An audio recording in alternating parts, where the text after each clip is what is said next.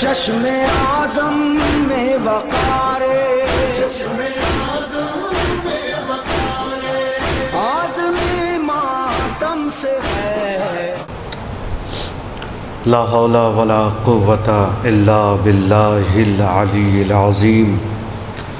اعوذ باللہ من الشیطان اللعین الرجیم. بسم اللہ الرحمن الرحیم. الحمد للہ الذی لم یتخذ صاحبۃ ولا ولدا ولم یکن لہ شریک فی الملک ولم یکن لہ ولی من الذل وکبرہ تکبیرا.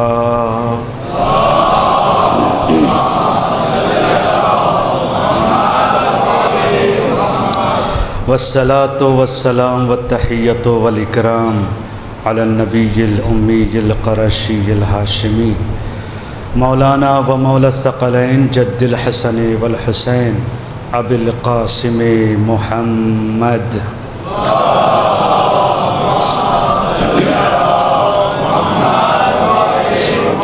وعلى آلہ الاطیبین الاطہرین المعصومین المظلومین المنتخبین المنتجبین الذین اذهب اللہ عنہم الرجس وطہرہم تطہیرا.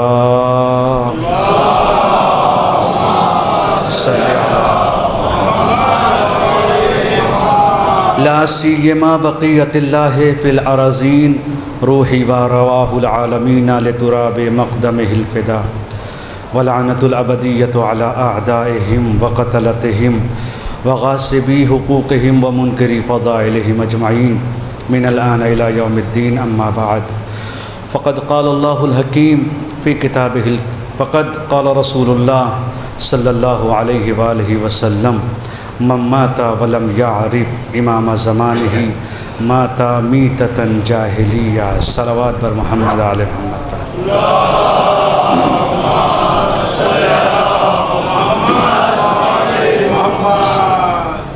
ارشاد سرکار رسالت مآب ہے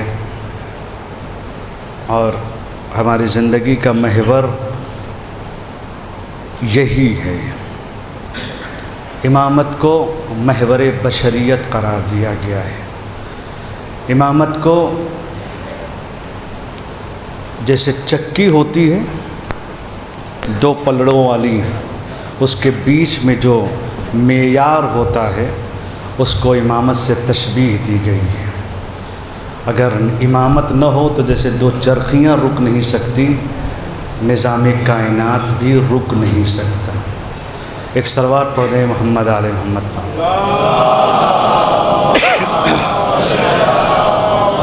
علیکم السلام. امامت اس جوہر وجود کا نام ہے. امامت اس روح ہستی کا نام ہے کہ جس کی وابستگی ذات باری تعالیٰ سے ہے. اگر یہ نہ ہو تو ہمارے وجود میں استقرار نہ ہو، اگر یہ نہ ہو تو ہمارے وجود میں ثبات نہ ہو. ٹھیک ہے، لیکن ایک ہوتا ہے کسی شے کا موجود ہونا اور ایک ہوتا ہے کسی شے کی معرفت کا ہونا. جیسے میں نے آپ کے سامنے کہا کہ بہت سے آپ میں ایسے حضرات ہیں جن کو میں چہرے سے جانتا ہوں. ابھی کسی صاحب نے مجھے بتایا یہ پریسیڈنٹ صاحب ہیں، دیکھا ہے ان کو لیکن معرفت نہیں. جب کسی کی معرفت آتی ہے تب انسان اس کے عہدے اور اس کے منصب اور اس کی شخصیت کو پہچانتا ہے. آواز دی من ماتا ولم یعرف امام زمانہ ماتا میتۃ جاہلیہ. اگر کوئی اپنے وقت کے امام کو نہ پہچانے تو وہ جاہلیت کی موت مرتا ہے، یعنی گمراہی کی موت مرتا ہے، نفاق کی موت مرتا ہے، ضلالت کی موت مرتا ہے۔ اگر انسان چاہتا ہے کہ وہ اس منزل کی طرف بڑھ جائے جو منزل رشد و ہدایت ہے، جو منزل کمال ہے، جو منزل استحکام و استقلال ہے، جو منزل تقرب الہی ہے، تو ضروری یہ ہے کہ وہ انسان اپنے وقت کے امام کو پہچانے، لیکن امام کو پہچانے، امام کی جگہ ظالمین اور طاغوتین زمانہ کو نہ پہچانے۔ یہی وجہ ہے اہل بیت علیہم الصلاۃ والسلام ان عظیم ہستیوں کا نام ہے۔ لوگ کہہ دیتے ہیں کہ معاذ اللہ علی کو سیاست نہیں آتی تھی۔ کچھ نادان نکل پڑتے ہیں ہمارے درمیان اور وہ کہتے ہیں علی کو سیاست نہیں آتی تھی لہٰذا وہ شکست کھا گئے۔ تمہیں معلوم نہیں ہے علی کو سیاست آتی تھی، علی کو ظلم کرنا نہیں آتا تھا، اور جہاں پر سیاست میں ظلم نہیں ہوگا وہاں پر سیاستیں عام طور پر ناکام ہو جاتی۔ یہی وجہ ہے کہ جب امیر المومنین اپنے لوگوں نے خلاف، میں نے کہا تھا آپ کے سامنے ظاہراً یہی کہا تھا، وہ اور ہیں جن کی پہچان خلافت بنی ہے، وہ اور ہیں جن کی شناخت خلافت بنی ہے، وہ اور ہیں تاریخ کے پردوں میں چھپے ہوئے چہرے کہ اگر خلافت کا لبادہ نہ اوڑھتے تو ان کو تاریخ کی گمنامیوں میں کھو دیا گیا ہوتا۔ خلافت ملی تو وہ پہچانے گئے، خلافت ملی تو ان کو زینت ملی۔ یہی وجہ ہے امام احمد ابن حنبل کہتے ہیں الخلافت لم تزین علی بل العلی یزین الخلافت، خلافت نے علی کو زینت نہیں بخشی ہے، علی نے خلافت کو زینت دی ہے۔ صلوات پڑھ دیں محمد و آل محمد پر۔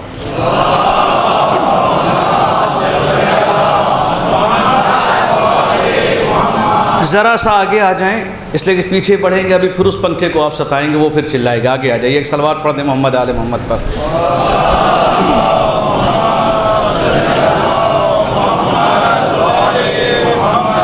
معرفت ضروری ہے امام کی، امام حق کی، اس لیے کہ امام حق کا کام ہی ہے دنیا کا ظلم اور طغیانیت اور تاریکیوں سے نکال کر ہدایت کی شاہراہ تک لانا۔ یہ دنیا کے وہ ظالم اور طاغوت ہستیاں تھیں جنہوں نے ولایت کو نہیں پہچانا۔ کیا فرماتے ہیں امام سجاد علیہ السلام؟ آپ نے فرمایا کہ غیبت کی سب سے بڑی ذمہ داری ہم سب کے لیے، غیبت کی سب سے بڑی ذمہ داری ہماری ولایت سے متمسک رہنا ہے۔ اگر تم ہماری ولایت سے متمسک رہے تو تم کو وہی اجر ملے گا 50 شہیدوں کا اجر۔ کون سے شہیدوں کا؟ جو بدر اور احد میں کام آ گئے ہوں۔ اس لیے کہ ولایت تو روح کا نام ہے، ولایت ہستی کے وجود کا نام ہے۔ اسی لیے کہا گیا بنی الاسلام علی خمس، 5 چیزوں کے اوپر اسلام کی بنیاد رکھ دی، الصلاۃ والصوم والحج والزکوۃ والولایہ۔ 5ویں چیز ولایت کا، اس لیے نماز، روزہ، حج، زکوٰۃ، یہ 4 چیزیں ہیں۔ والولایت، پوچھنے والے نے پوچھا مولا ان میں افضل کون ہے؟ کہا ولایت، اس لیے کہ ولایت روح عبادت کا نام ہے۔ اگر ولایت روح، بھائی روح کیوں کہا؟ ولایت کے بغیر کیا کہا؟ اگر تم سال دن بھر روزے رکھو، رات بھر عبادت کرو، ہر سال حج پہ جاؤ، زندگی بھر زکوٰۃ دیتے رہو، لیکن اگر تمہارے اندر ولایت نہیں ہے تو تمہارے سارے عمل بیکار ہے۔ کیوں؟ اس لیے کہ روح کا نام ہے، روح کا نام ہے ولایت۔ مثال دیتا چلوں آپ کے سامنے، مثلا بہت سی مثالیں آتی ہیں، ایک مثال آپ کے سامنے دی تھی، دوسری مثال دے رہا ہوں، اس دن مثال دی تھی۔ روح کا کام کیا ہے؟ روح کا کام ہے ہمارے اس وجود کو حرکت دینا۔ اور کوئی آپ نے روح دیکھی ہے کبھی مونس بھائی، یونس بھائی؟ دیکھا ہے کبھی آپ نے دیکھا ہے؟ اور دیکھنا بھی نہیں چاہیں گے۔ روح تو ایسی چیز ہے کوئی دیکھنا بھی نہیں چاہے گا۔ بھائی روح کسی نے دیکھا ہے؟ کہا نہیں۔ روح ہے کیا؟ جوہر کا نام ہے، ایک تحرک کا نام ہے۔ ایک جیسے لائٹ ہے، لائٹ جل رہی ہے، یہ لائٹ ہے؟ کہا نہیں، لائٹ کیا ہے؟ کہا تاروں کے بیچ میں دوڑنے والی اس قدرت کو کہتے ہیں جو کسی جسم کو روشن کر دے۔ یہ بلب ایک جسم ہے، لائٹ دکھائی نہیں دیتی، لائٹ نہیں دکھائی دیتی، لائٹ کا اثر اس بلب میں دکھائی دیتا ہے۔ روح دکھتی نہیں ہے، روح کا اثر ہے جو ہمارا جسم ظاہر کرتا ہے۔ میں بول رہا ہوں، اس کا مطلب میرے اندر روح ہے، میرے ہاتھ ہل رہے ہیں، اس کا مطلب میرے اندر روح ہے، میری زبان چل رہی ہے، میری آنکھیں دیکھ رہی ہیں، میرے اعضاء و جوارح کام کر رہے ہیں، اس کا مطلب میرے اندر روح ہے۔ روح حیات کا نام ہے۔ اگر اس روح کو نکال لیا جائے، ابھی میں بیٹھا ہوں، کمرے پہ بھی آپ آئیں گے ملنے کے لیے، ملاقاتیں بھی ہوں گی، سب کچھ ہوگا، اگر روح میرے اندر سے نکل جائے تو کہیں گے ایسا ہے کتنے بھی بڑے مولانا رہے ہوں، ایک دن سے زیادہ رکھیں گے تو ان کا بدن سڑ جائے گا۔ یہی ہوگا نا، ایک دن سے زیادہ، 2 دن سے زیادہ، وہ بھی اگر کولڈ میں نہیں رکھا جائے تو 2 دن بھی اس زمانے میں جب زندہ جسم بدبو کرنے لگتے، اتنی گرمی۔ تو روح ہے جس نے انسانی وجود کو حیثیت بخشی ہے۔ اگر روح نکل لی جائے تو اس کا مطلب جسم ویسا ہی ہے مگر رکھنے کے لائق نہیں ہے، اور ایسا ہو جاتا ہے۔ اسی لیے تو امام نے فرمایا تم کو غرور کس چیز کے اوپر ہے؟ تم اپنے اوپر غرور کرتے ہو۔ مجھے تعجب ہوتا ہے یہ انسان غرور کس کے اوپر کر رہا ہے؟ اس کی ابتدا بھی نجس، اس کی انتہا بھی نجس ہے، لیکن بیچ کو جو اس نے پاک کیا ہے وہ روح کی حیثیت کو سمجھ کر۔ روح نے ہمیں اگر روح نکل گئی تو اس کا مطلب کیا ہے؟ جسم ہے، رکھنے کے لائق نہیں ہے، آنکھیں ہیں، دیکھنے کے لائق نہیں ہے، زبان ہے، بولنے کے لائق نہیں ہے۔ خالی روح کا کمال تھا جو اس سسٹم کو ایکٹیو کیے ہوئے تھا۔ خالی روح نکل جائے تو اب یہ جسم پھینکنے کے لائق ہو گیا ہے۔ عزیزو، جس جسم میں روح نہ ہو وہ جسم پھینک دینے کے لائق ہے۔ جس عبادت میں ولایت نہ ہو وہ کوڑے میں ڈالنے کے لائق ہے، قبول کرنے کے نہیں۔ صلوات پڑھ دے محمد آل محمد پر۔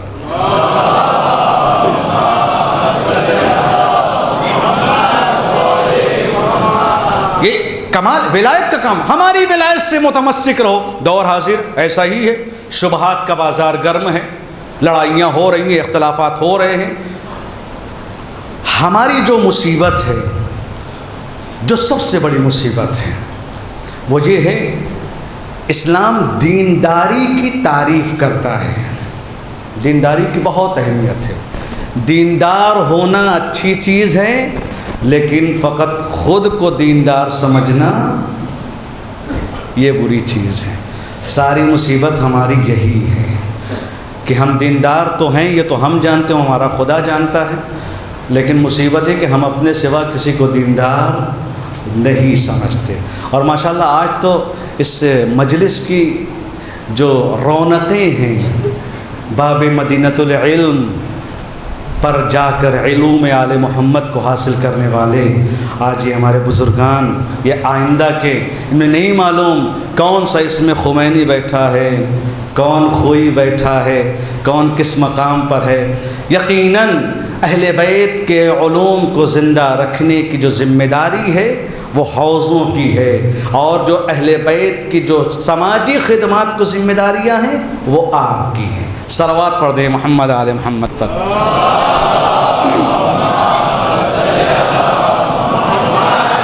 دونوں ذمہ داریوں کو بانٹ لینا ہے، الگ الگ نہیں۔ جیسے اللہ کے 2 طریقے کے کام ہیں نا، ہے کہ نہیں؟ اللہ کو اگر ہم اس کے اثرات کو مرتب کریں تو 2 ہی صورتوں میں سامنے آئیں گے۔ کون کون سی چیز؟ ایک ہے قول الہی اور ایک ہے فعل الہی۔ قول الہی کا نام ہے قرآن، فعل الہی کا نام ہے یہ پورا برہمانڈ، یہ پوری یونیورس۔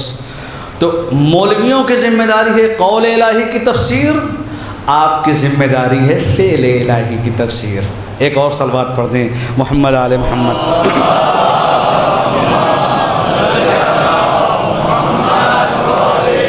زندگی کا کمال ہے ولایت۔ ہم کبھی کبھی یہ سوچ لیتے ہیں عزیزو، یہ تو اللہ نے ہمیں فرصت دی ہے، یہ اللہ نے ہمیں مہلت دی ہے کہ جو ہمیں اس فرش عزا پر بیٹھنے کی توفیق مل گئی ہے۔ ہم یہ نہ سوچیں کہ مجلس میں آ کر ہم کسی کے اوپر احسان کرتے ہیں۔ اہل بیت کا ذکر کر کے کسی اور پر نہیں خود پر احسان کرتے. اہل بیت پر احسان، اس لیے ہماری زبانوں سے ان کا کیا قصیدہ ہوگا جن کا قصیدہ خود قرآن ہو،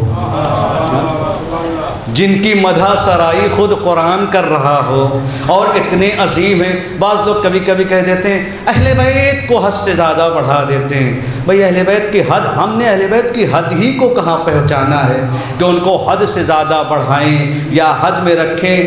جو علی معراج پر رسول سے پہلے معراج پر پہنچ جائے اس کی حد کیا ہوگی یہ تو خدا ہی جانے، اس کا رسول جانے، اور کون جان سکتا ہے. وہ علی کہ جو معراج پر رسول چلے ہیں، آپ نے دیکھا چرخ چہارم کے اوپر آپ نے دیکھا علی کھڑے ہیں، جبرائیل علی یہاں، کیا یا رسول اللہ یہ علی نہیں ہے کون؟ کہا یہ فرشتوں کی ضد تھی، فرشتوں کی ضد تھی. زمین والے علی کو روز دیکھتے ہیں، ہمیں دیکھنے کے لیے علی کو زمین پر جانا پڑتا ہے، تو ہمارے لیے بھی ایک علی کا انتظام کروا دیں. تو جس علی کے گرد گھوم کر فرشتوں کا مقدر بنتا ہو، اس علی کے پاس آنا یہ ہماری طہارتوں کی دلیل ہے، علی پر احسان نہیں ہے. صلوات پڑھ دے محمد آل محمد پر.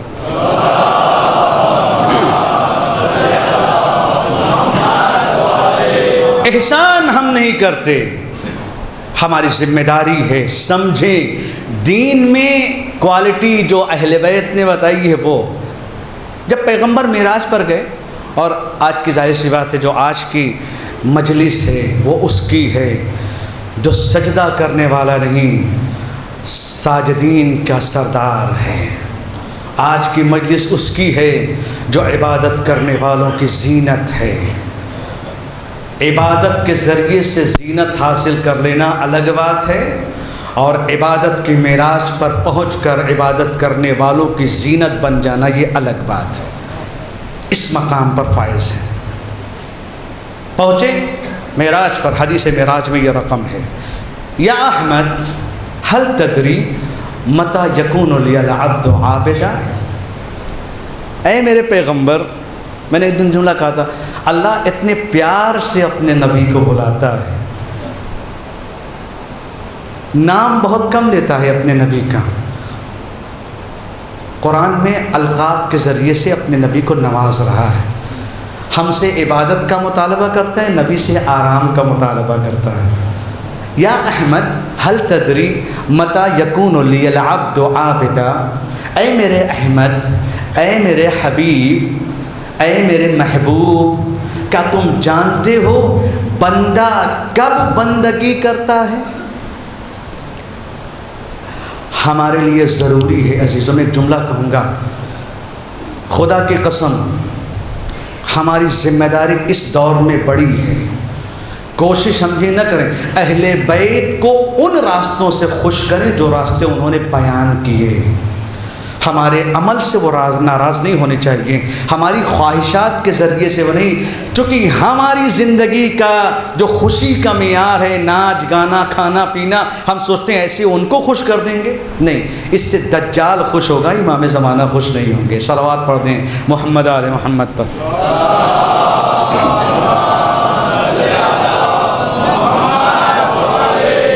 ابھی کل ایک کلپ میرے پاس آئی، آپ کو بھی بیان کر دوں. اہل بیت کی شان کیا ہے، اہل بیت کی عظمت کیا ہے. کفا بعزا ان تکون لی ربا. پروردگار میری عزت یہ ہے کہ تو میرا رب ہے، اور میرا فخر یہ ہے کہ میں تیرا بندہ ہوں.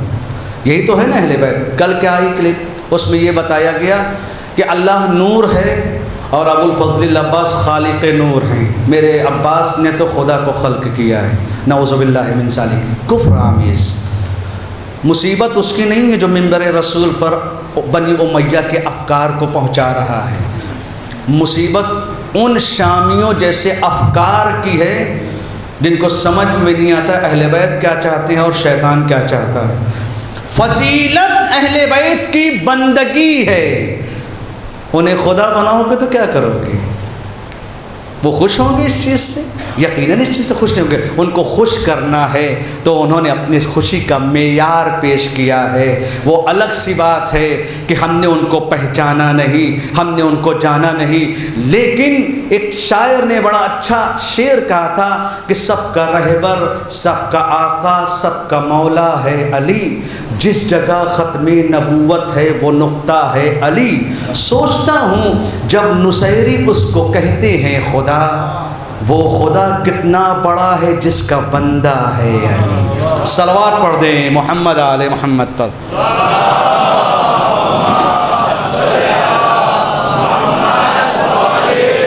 علی کو انہوں نے پہچانا ہی نہیں جنہوں نے علی کی عبدیت کو جانا نہیں. علی کو پہچانا. احمد تم جانتے ہو کب بندہ عبادت گزار بنتا ہے؟ قال لا یا رب, مجھے نہیں معلوم, میں نہیں جانتا. آواز دی اذا اجتمع فیہ سبع خصال, جب 7 قسم کی اس کے اندر کوالٹیز آ جائیں. آج تو ہمیں خود اپنی بندگی کا بھروسہ نہیں ہے. ہماری تو مصیبت یہ ہے کہ ٹوٹی پھوٹی نمازوں کے ذریعے سے جنت کا سودا کرتے ہیں, جن نمازوں کا خود ہمیں علم نہیں ہے. نماز ہو رہی تھی, امام صاحب نماز پڑھ رہے تھے, ظاہراً اگر واقعہ حقیقی نہیں ہے تو اس میں عبرت ضرور ہے. اسی اسنا میں ایک دیہاتی آیا اور وہ بجائے اس کے کہ پیچھے کھڑا ہو قبلہ, وہ آ کے پہلی صف میں کھڑا ہو گیا. جیسے ہی پہلی صف میں کھڑا ہوا لوگوں کو پہلے یہی اعتراض ہو گیا. ہمارے اندر سب سے بڑی مصیبت یہ ہوتی ہے نا کہ پہلی صف میں وہی کھڑے ہوں جو کریم پرسنالٹیز ہوں گی. وہ ہمارے یہاں فکس ہو گیا ہے کہ بڑی بڑی ہستیاں پہلی صف میں ہوں گی, اس کے بعد نوجوان تو آگے جا ہی نہیں سکتا, اس کو پیچھے کھسکا دیں گے. جیسے ہی وہ دیہاتی آ کر کھڑا, اسی میں چیمی گوئیاں شروع ہو گئیں. اچھا, ایک تو مصیبت یہ کہ پہلی صف میں کھڑا ہو گیا, دوسری مصیبت یہ کہ پہلی رکعت میں اس نے نماز اپنی فرادہ کر لی. ادھر نماز ختم ہوئی, وہیں پہ مصلی پر بیٹھ کر وہ روٹی بھی کھانے لگا.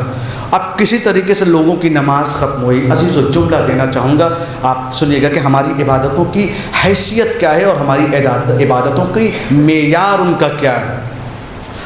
کھانے لگا, نماز ختم ہوئی, لوگ چلانے لگے یہ کیا بدتمیزیاں ہیں تمہاری, ایک تو پہلی صف میں کھڑے ہوتے ہو, خود کی نماز خراب کی, سب کی نماز خراب کی, اور اس کے بعد تم اسی مصلی پر بیٹھ کے کھانا بھی کھانے لگے. اس نے کہا میں تو نماز پڑھنے کے لیے آیا تھا, جماعت تو میں نے شروع کی تھی, لیکن میں نے جیسے ہی مولانا کے پیچھے تکبیرۃ الاحرام کا, تھوڑی دیر نماز نہیں چلی تھی کہ مولانا بالکل سے وہ اپنے جو کھچر ہے اس کی فکر میں آ گئے کہ میرا کھچر بہت پرانا ہو گیا ہے, اس کو کیا کروں, اس کو بیچ دوں, اس کو رہنے دوں. میں یہی سوچ رہا تھا کہ کب پلٹیں گے نماز کی طرف, بجائے نماز کی طرف پلٹنے کے یہ بازاروں کی طرف چلے گئے, وہاں پر اپنے کھچر کا مول بھاؤ کرنے لگے, نیا کھچر خریدنا ہے. تو میں نے کہا کہ اگر میں اللہ کی عبادت چھوڑ کر ان کے پیچھے نماز پڑھتا رہا تو میری بھی عبادت خدا کے سوا بازارو ہو جائے گی. لہٰذا میں نے اپنی نماز کو بچا کر رکھا, فرادہ کر دیا.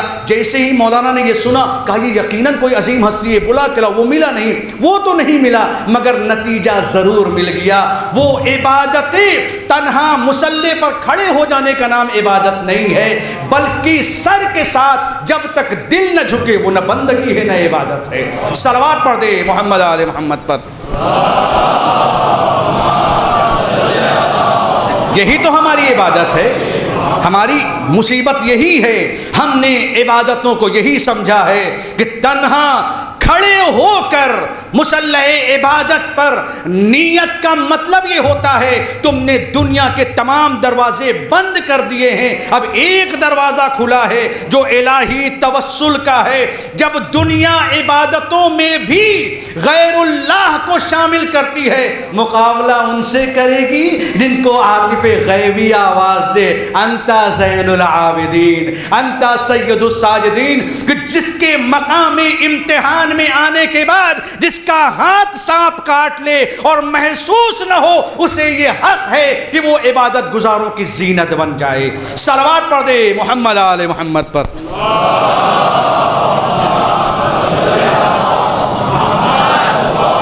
یہ ہماری مصیبت یہاں ہے، اپنی زندگی کا بھروسہ نہیں اور علی سے مقابلہ کریں گے۔ وہ تو اللہ کا شکر ہے ولایت جیسی نعمت دے دی، ورنہ عبادتوں کو لیے میدان محشر میں کھڑے رہتے کوئی خریدار نہ ملتا۔ کوئی کون خریدار؟ نمازوں کے ذریعے سے کس کو پہچانا گیا ہے؟ نماز جو بغیر ولایت کی ہو وہ نماز جانوروں کے اٹھنے بیٹھنے کی شبیہ ہے، عبادت نہیں ہے۔ نہروان میں یہ تو لوگوں نے آ کے اعتراض کیا تھا، یا امیر المومنین ان سے لڑیں گے آپ؟ ارے ان کے تو گھٹنے پہ بڑے بڑے نشان پڑ گئے، پیشانیوں پہ بڑے بڑے نشان پڑ گئے، ان سے آپ لڑیں گے؟ امام نے کیا کہا تھا؟ کہا ان کے نشان کو نہ دیکھو۔ تشبیہ کس سے دی امام نے؟ کتوں سے دی۔ جو جانور بیٹھتا ہے اس کے پیر پہ نشان پڑ جاتے ہیں۔ بتانا کیا چاہتے ہیں؟ جس عبادت میں روح عبادت علی کی ولایت نہ ہو وہ جانوروں کی حرکات تو ہو سکتی ہیں، الہی عبادت نہیں ہو سکتی۔ صلوات پڑھ دیں محمد آل محمد پر۔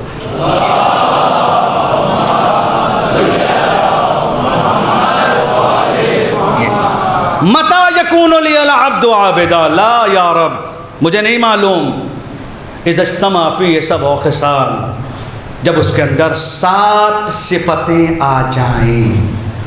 پہلی ورعون یحجزہ عن المحارم، ایسی ورع کہ جو انسان کو حرام سے روک لے۔ ورع کا نام تو سنا ہی ہوگا نا یونس بھائی؟ 2 چیزیں ہیں ہمارے پاس، آپ ہی سے شروع کر دیتے ہیں۔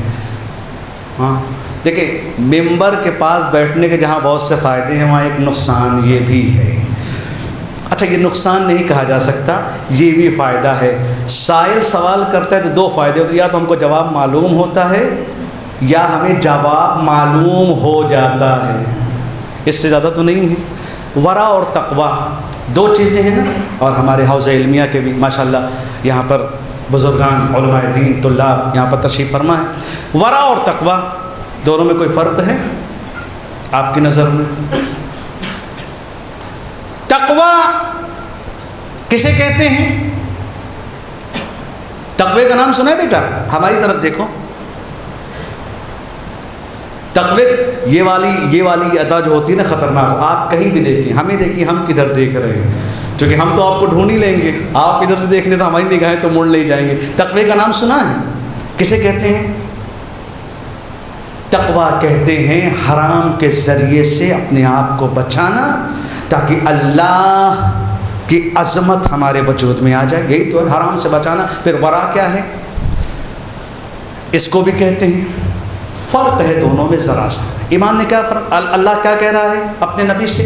اذا اجتمع فی سبع خصال، جب اس کے اندر 7 سے ورعون یحجزہ عن المحارم، ورع جو انسان کو محارم سے بچا لے، حرام سے بچا لے۔ ورع اور تقوی میں تقویٰ بھی کہتے ہیں حرام سے بچنے کو، ورع بھی کہتے ہیں حرام سے بچنے کو، بس فرق یہ ہے جو ظاہری حرام سے بچتا چلا جائے اسے کہتے ہیں صاحب تقویٰ، اور صاحب ورع اسے کہتے ہیں کہ جہاں حرام کا شبہہ ہو اس سے بھی بچ جائے۔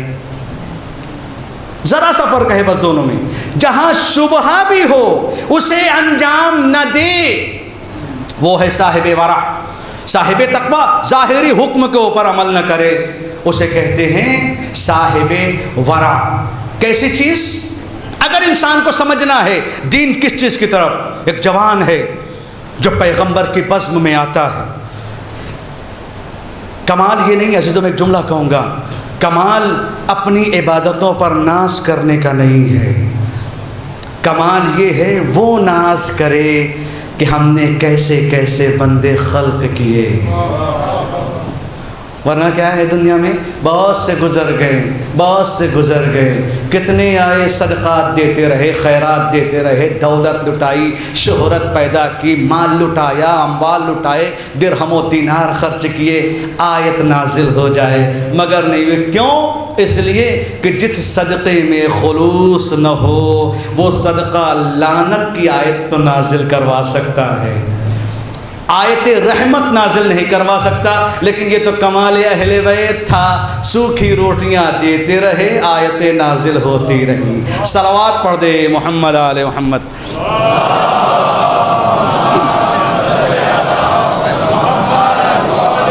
اللہ یہ نہیں چاہتا ہم سے کہ دن بھر سجدے کرتے رہو، اللہ یہ چاہتا ایک سجدہ کرو مجھے پہچان کر۔ دن بھر سجدہ کس نے کیا؟ سجدہ کرنے کا نام عبادت نہیں ہے، سجدوں میں گرے رہنے کا نام عبادت نہیں ہے، محراب میں جا کر دن رات سجدے کرنے کا نام عبادت نہیں ہے۔ عبادت نام ہے خدا کے سامنے دل کو تسلیم کر کے سر کو جھکا دینے کا۔ یہی وجہ ہے کہ ساری دنیا عبادتوں پر ناز کرتی رہی، علی سو کر اللہ کی مرضی کا خریدار بن گیا۔ کیوں؟ کہا اس لیے کہ کل تک جو نبی نماز کی دعوت دے رہا تھا، آج وہی نبی سونے کو کہہ رہا ہے۔ علی سے پوچھو بندگی کسے کہتے ہیں؟ سجدے کرنے کا نام خالی عبادت نہیں ہے، جب تک نفس آمادگی پیدا نہ کرے کہ اپنے خدا کی عبادت نہ کرو۔ یا رسول اللہ آپ نے کہا سجدہ کرنے کو تو سجدہ کیا، اب آپ سونے کو کہیں گے تو سو کر۔ علی کی سجدے میں جتنی عظمت ہے، جس علی کے سونے کا سودا نفس پروردگار ہو، مرضی پروردگار ہو، جو علی سو کر مرضی پروردگار کو خرید لے، اس کے سجدوں کی قیمت کیا ہوگی؟ صلوات پڑھ دیں محمد آل محمد پر۔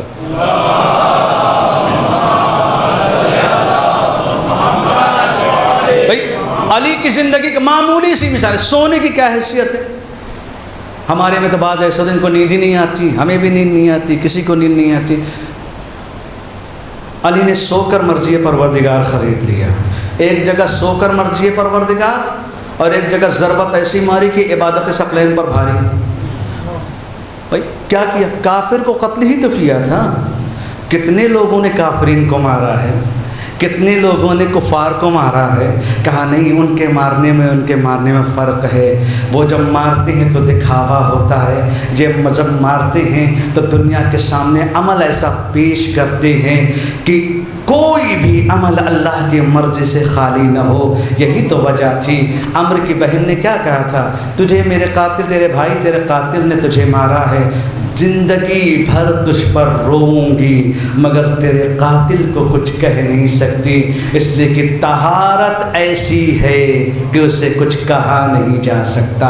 اہل بیت ایسی ذات ہی کا نام ہے، 14 صدیوں سے پردے پر پردے ڈالے گئے، پردے ڈالنے والے فنا ہو گئے، یہ نور الہی بن کر روشن ہو گئے۔ صلوات پڑھ دے محمد آل محمد پر۔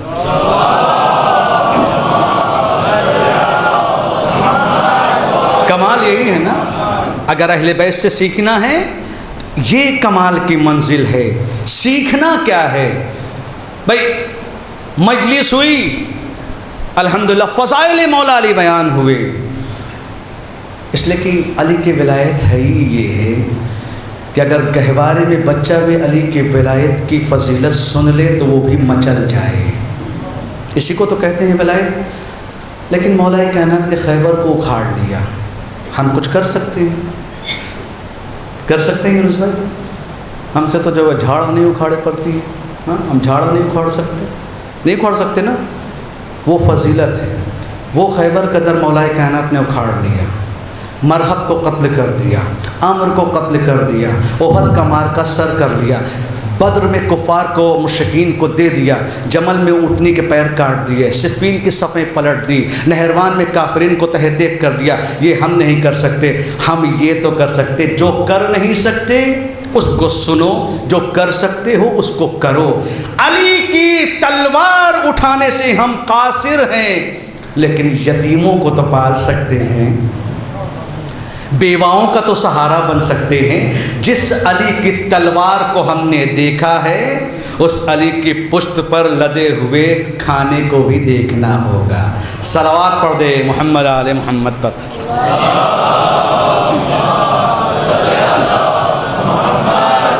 بیٹھتا ہے آ کر دن بھر بزم نبی میں، اور رات بھر چوری چکاری ہوتا ہے. چور بہت قسم کے ہوتے ہیں عزیزوں. اہل بیت کو چور پسند نہیں ہے. اہل بیت کو چور پسند نہیں ہے. وہ چاہے وہ اپنا نقاب اوڑھ کے آئے چاہے غیروں کا نقاب اوڑھ کے آئے، فرق اس سے نہیں. چوری وہ بھی ہے جو ہم کسی گھر میں جا کر ڈاکہ ڈال دیں، اور چوری وہ بھی ہے کہ جب ہم بازار میں بیٹھے ہوئے ترازو لے کر بیٹھے ہیں وہاں پر کسی کا حق ناحق لے لیں. یہ بھی چوری کی کوئی ڈیفینیشن نہیں ہے. کسی کا ناحق مان لینا یہ چوری ہے، اس میں کوئی شک نہیں. یہ نہ سوچیں کہ ہم جو ہے وہ وہاں ڈانڈیاں تو مارتے ہیں مگر عزاداری کرتے ہیں. عزاداری اللہ کی، جیسے قرآن کو اللہ نے بچانے کا وعدہ کیا ہے، عزاداری بھی اللہ نے وعدہ کیا ہے. ہم نہیں ہیں اس کو بچانے والے، کوئی نہ ہوگا، وہ وارث موجود ہے، وہ بچائے. میں نے پھر کہا فرش عزا پر بیٹھنا یہ کسی کے اوپر احسان نہیں ہے. فرش عزا پر بیٹھنا یہ کسی کے اوپر ہم احسان نہیں کرتے، احسان خود کے اوپر کرتے ہیں کہ اللہ نے یہ توفیق دی وہاں بیٹھ گئے جہاں پر امام زمانہ بیٹھتے.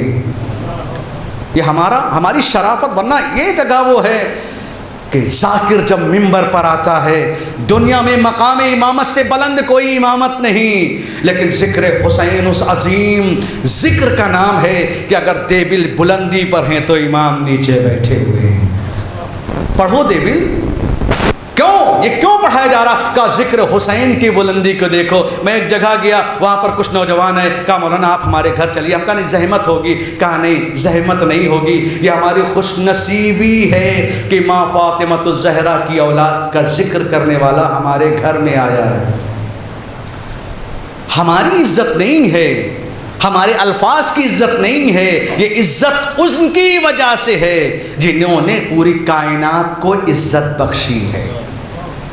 بیٹھا ہوا انسان رات میں چوری کرتا ہے. ایک دن رات میں چوری کے لیے نکلا اور پہنچا ایک ایسے گھر میں کہ جہاں پہ اس کا کوئی والی و وارث نہیں ہے، اکیلی خاتون ہے، اس کا شوہر مر چکا ہے. جیسے یہ پہنچا کہا چوری کرنے کے لیے تو آئے ہیں، اب یہ تو گھر بھی ایسا مل گیا ہے قبلہ کہ جہاں پر اس کو آسانی سے ہم اس کی عزت بھی لے سکتے ہیں. چاہتا ہے کہ وہ گھر میں داخل ہو.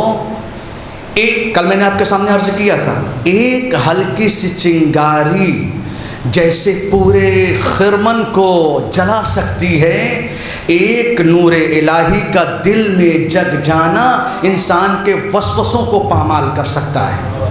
ایک احساس کافی ہوتا ہے انسان کے وجود میں بیداری کا. جیسے ہی وہ چاہتا ہے اس کی طرف ہاتھ بڑھائے، لڑکی نے اس کے سائے کو دیکھا، ڈری، یہ بڑھنا چاہتا ہے اس کی آبرو کو لوٹنے کے لیے. احساس آیا مال لوٹ لوں گا کتنے دن کھاؤں گا، اس کی عزت لوٹ کر کتنے لمحے تک مجھے آرام ملے گا. 5 منٹ 10 منٹ 10 منٹ کی لذت کے لیے پوری آخرت کو تباہ کر دینے میں عقل مندی نہیں ہے. امام نے کیا فرمایا؟ لذتیں ختم ہو جانے والی ہیں، حساب باقی رہنے والا ہے. کبھی مت سوچئے کہ 10 روپے کا اس میں فائدہ ہونے کے بجائے 10 ہم بڑھا کے، یہ اجنبی ہے اس شہر میں، یہ نہیں جانتا، یہ بچہ ہے، یہ بوڑھا ہے، اس کو لوٹ لو، اس کو پتہ نہیں ہے. 10 کی چیز 100 میں بھیج دو، 100 کی چیز 500 میں بھیج دو. 400 کتنے دن کھا لو گے؟ لذت تو ختم ہو جائے گی. ایک وقت کا چکن تندوری بھی نہیں کھا پاؤ گے، وہ ختم ہو جائے گا، حساب باقی رہے گا. ڈرو اس لمحے سے جب حساب کی تیاری ہوگی. کہاں سے یہ پیسہ ملا تھا؟ غریبوں کا تھا، یتیموں کا تھا. اللہ نے اپنے پہلے کہہ دیا لم یلد ولم یولد، نہ میرا کوئی باپ نہ کوئی بیٹا. بندے بن کر آؤ گے تو نجات ملے گی، ورنہ میرے کارندے موجود ہیں. صلوات پڑھ دیں محمد آل محمد پر.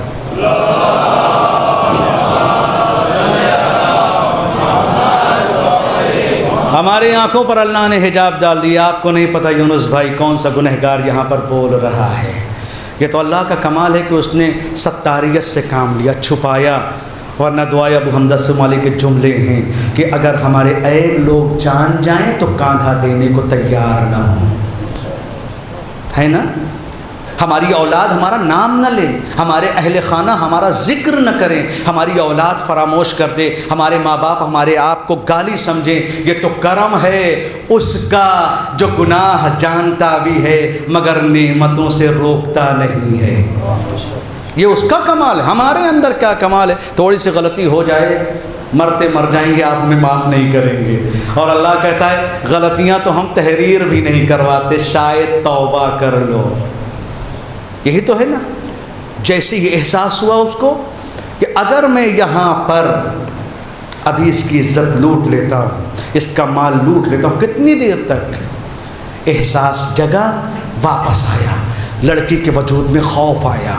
اگلے دن سرکار ختم مرتبت کی خدمت میں آئی، یا رسول اللہ تنہائی سے ڈر لگتا ہے، تنہائیوں سے ڈر لگتا ہے، میرا شوہر نہیں ہے، رات مجھے بہت ڈر لگا اس لیے کہ کوئی سایہ تھا جو میرے گھر میں لوٹنے آیا تھا، یا رسول اللہ میرے لیے سرپرست کا انتظام کر دیجیے۔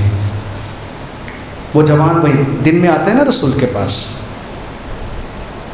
جوان کی طرف دیکھا اور آواز دی، اگر تم کہو تو اس سے تمہاری نسبت لگا دیں۔ عزیزو، ایک لمحے میں معلوم نہیں ہے کون سا انسان حر معصیت کار سے حر حسینی بن جائے، کسی کو نہیں پتا۔ اس سے کہو تو تمہاری منسوب نسبت کر دیں، کہا یا رسول اللہ آپ کا میرا اختیار سارا آپ کے پاس ہے۔ اس نے شادی کر دی، جس دولت کو لوٹنے وہ گیا تھا، جس عزت کو وہ لوٹنا چاہا تھا، ایک لمحے اس نے اپنے نفس کو کنٹرول کیا، وہی دولت اس کے پاس آ گئی، وہی خاتون بھی اس کے پاس آ گئی۔ اللہ کی اطاعت کر کے تو دیکھو، دنیا کی ہر نعمت تمہارے قدموں میں ہوگی۔ صلوات پڑھ دیں محمد آل محمد پر۔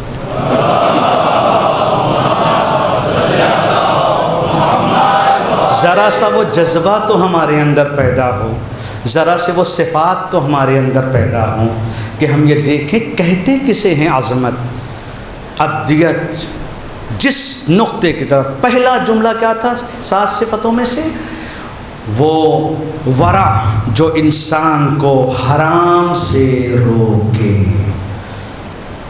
تب وہ انسان بندہ ہوگا۔ تو جب انسان مقام ابدیت تک جانے کے لیے 7 صفتوں کا حامل ہے، تو جو ان عبادت گزاروں کی زینت ہو وہ کس مقام پر ہوگا، اس کی عظمت کیا ہوگی۔ اس امام نے اپنی زندگی میں ہر ظلم کو دیکھا ہے، کیسے کیسے مظالم۔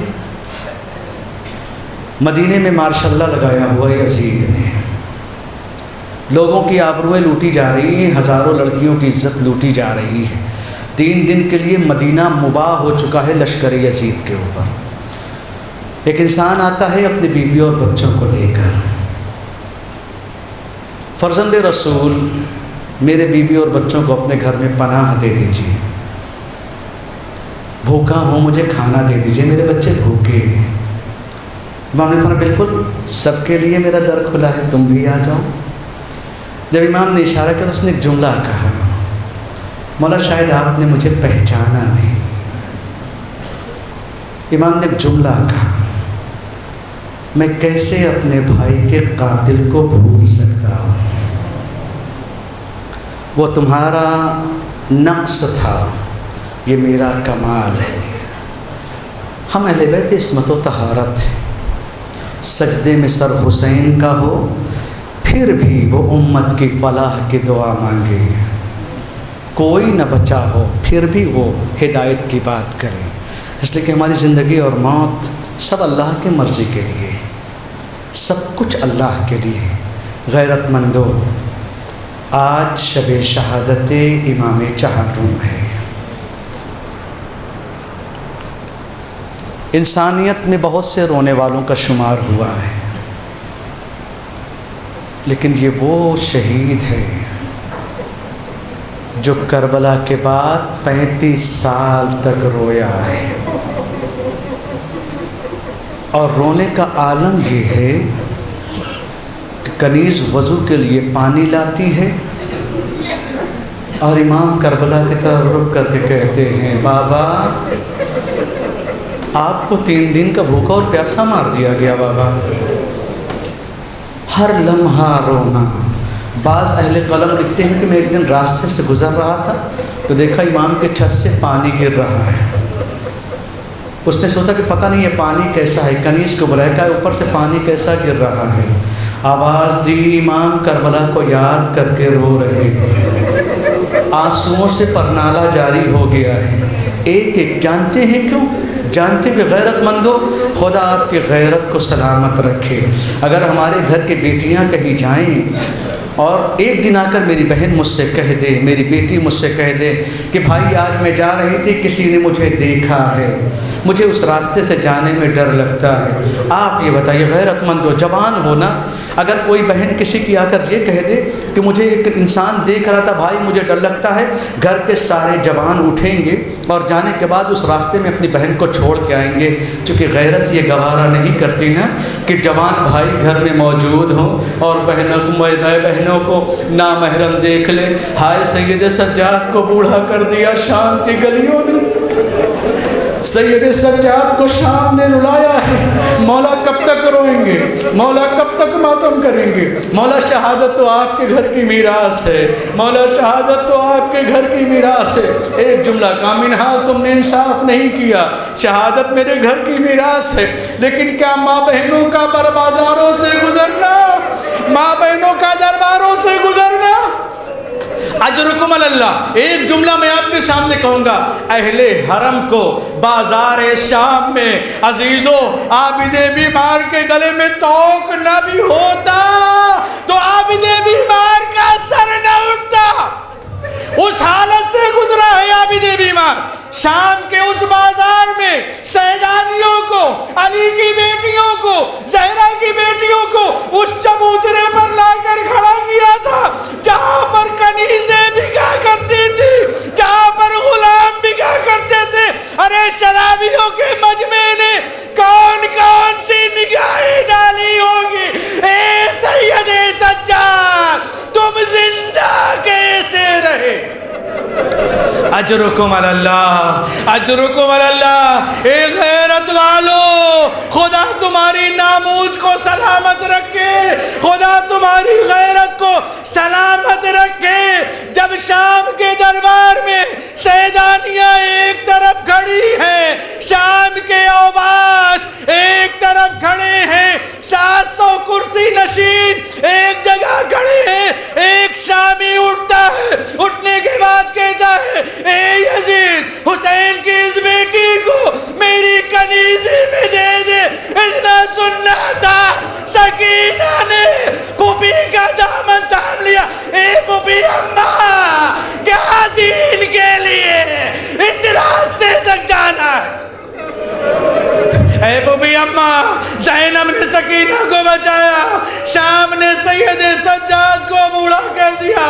الشام الشام الشام. ہائے میرے گھر کی بہنیں, ہائے میری بیٹیاں بے پردہ. کسی عالم دین کے سامنے ایک ذاکر پڑھتا ہے, سنیے گا جملہ, ایک جملہ وہ کہتا ہے اہل حرم اس بازار سے گزرے جہاں پر شرابی کھڑے تھے. عالم نے کہا اب کچھ نہ کہنا, اب کچھ نہ کہنا, اس سے زیادہ مصیبت نہیں ہو سکتی کہ چادر تطہیر کے وارث شرابیوں کے دربار میں. اجرکم اللہ, اجرکم اللہ. بیمار کربلا مدینے کی گلیوں میں راستے سے گزرتے ہیں. قصاب نے دیکھا, امام کو دیکھتے ہی جانور کے سر پر رومال ڈال دیا.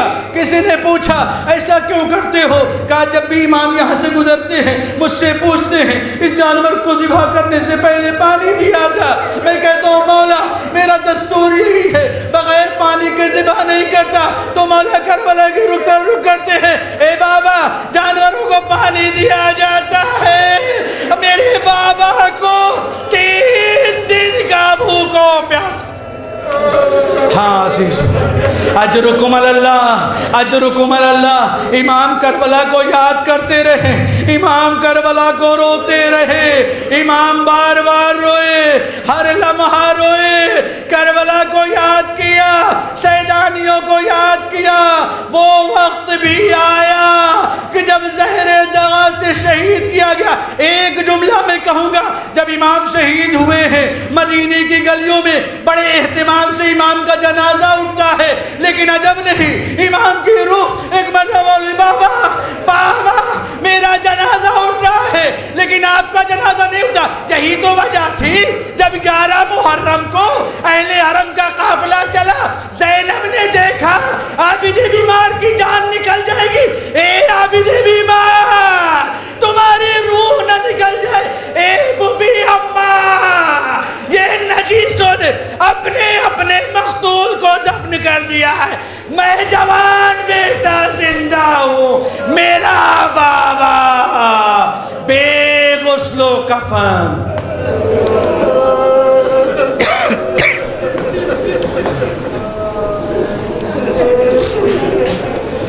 الا لعنت اللہ علی الظالمین، انا للہ و انا الیہ راجعون، عرضاً بقضائہ و تسلیما لامرہ۔